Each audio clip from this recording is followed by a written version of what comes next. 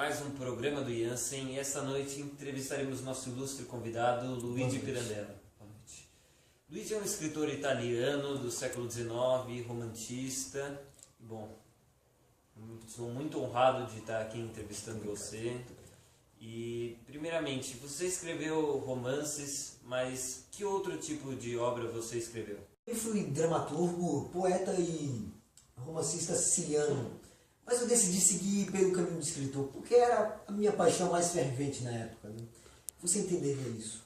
Eu nasci em Agrigento, linda cidade, na Itália, no dia 28 de junho de 1867.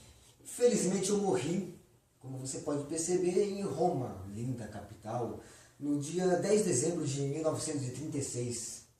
Como era a Itália no momento em que você viveu? Qual era o contexto histórico desse país?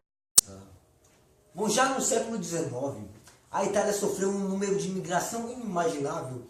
E foi exatamente nessa época, né, nesse contexto, que começou a surgir o processo de retalhamento dos estados. Mas, na verdade, foi em 1848, lembro como se fosse ontem, nessa época, que surgiram os primeiros passos para o processo que dá depois, posterior unificação italiana, que nós, de certo modo, você deve conhecer, chamamos de Risorgimento. E esse movimento, um movimento que iria unificar novamente a União Itálica.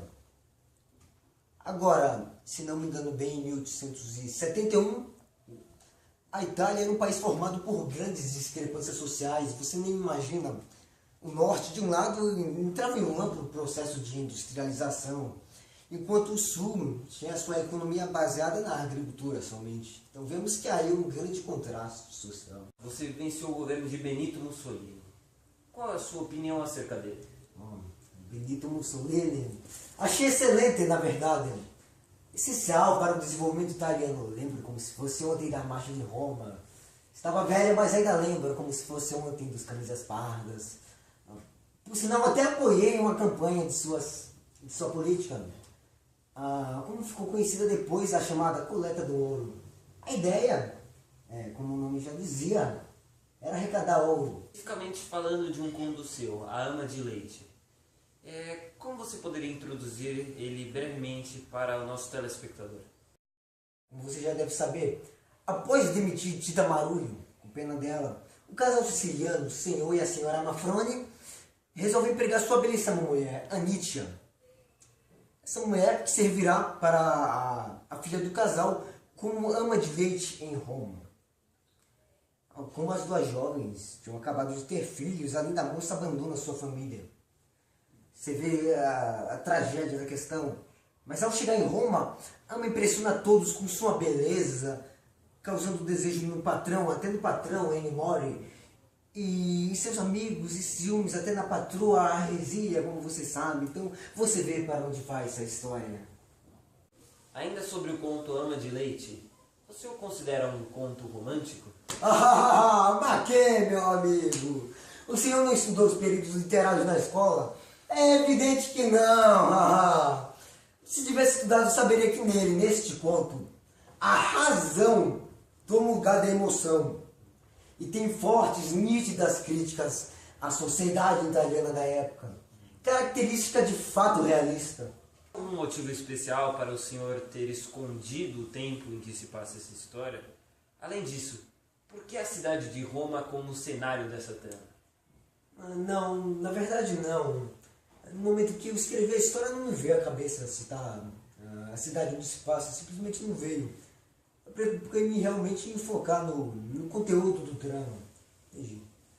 Eu escolhi Roma, acho, que para ilustrar minha história, por ter vivido lá a maior parte de minha existência, como ser humano e pelo amor que tenho pela cidade maravilhosa que é Roma. A temática da sua obra, o que o senhor quis expressar ao narrar a vida de uma personagem que sofreu tantos preconceitos? Na verdade, eu quis mesmo contestar a desigualdade social, algo que é tão presente nos dias de hoje, como observo daqui de cima, como era no século XIX. Entre a burguesia e seus empregados, ela era muito evidente, né? Como falei, por isso, ao repudiá-la no meu conto, tive o objetivo de mostrar aos leitores o quão cruel é esse preconceito. O Sua opinião, o fato de existir uma ama de leite trabalhando para uma família rica mostra o quão fortes são as mulheres? Olha, mesmo que esse assunto seja muito comum, né, na época de hoje, isso era parcialmente meu objetivo naquela época. O objetivo de mostrar o quão difícil era, e ainda é, conseguir que uma mulher pobre abandonasse sua família, seu filho e sua vida para ajudar uma outra mulher. Ainda em outra cidade, pois isso se ainda exige, imagina na época o tamanho da força que esta atitude louvável exigia. E o mesmo machismo que ocorre ao final da história está presente nos dias atuais? Quase certeza absoluta. Na verdade, esse ponto de vista machista é um aspecto que muitos homens têm quase que por natureza. E, no entanto, mostra que eles não são tudo e não podem fazer tudo. Tudo que quiserem, porque a presença feminina, meu amigo, a presença feminina em uma sociedade, em uma família, em tudo, é mais do que fundamental. Bom, o nosso tempo se esgotou, mas foi um prazer conversar com você. O prazer é todo meu querido. Muito obrigado.